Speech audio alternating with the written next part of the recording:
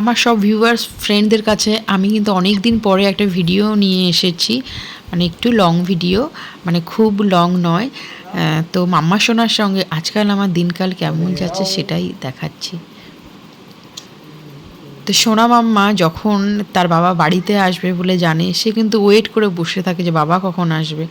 তো আর বাবার পিছনে পিছনে ঘুর ঘুর ঘুর ঘুর করবে, মানে বাবাকে কোনো মতে ছাড়বে না।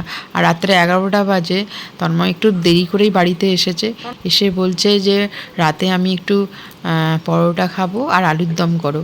তো যাই হোক, ও তো বাড়িতে থাকে না। আর এই যে মাম্মা সোনাকে দেখো, কোথায় যাব, কোথায় যাব? দেখতে পেয়েছো তোমরা, মাম্মা সোনা এইভাবেই এরকমই করে, রান্না করতে আমাকে দেয় না কখনো। রান্নাঘরের থেকে সব কিছু তুলে নিয়ে চলে যায়, ঘর বাড়ি সব একদম এলোমেলো হয়ে আছে। আর মাম্মা সোনাকে কোনো রকম তার বাবার কাছে আর কি থাকতে দিয়ে এই যে দিয়েছি, তার মাসিমণিরা ভিডিও কলে কথা বলছে, আর আমি এই সে একদম হালকা তেল দিয়ে পরোটা বানিয়ে নিয়েছি।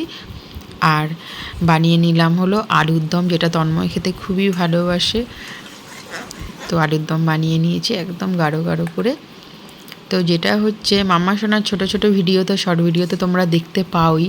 এখন থেকে চেষ্টা করব কিছু কিছু ভিডিও, লং ভিডিও তোমাদের সঙ্গে শেয়ার করা। তবে টাইম আমি বলে দেবো এক্স্যাক্ট কখন আমি আপলোড করব। তো এখন থেকে ডায়েটটা পুরো কমপ্লিটলি মানে শুরু করে দিয়েছি। তোমরা আমার ইউটিউব চ্যানেলে ফলো মানে চোখ রেখো আর কি, এখন থেকে অনেক কিছু জানতে পারবে।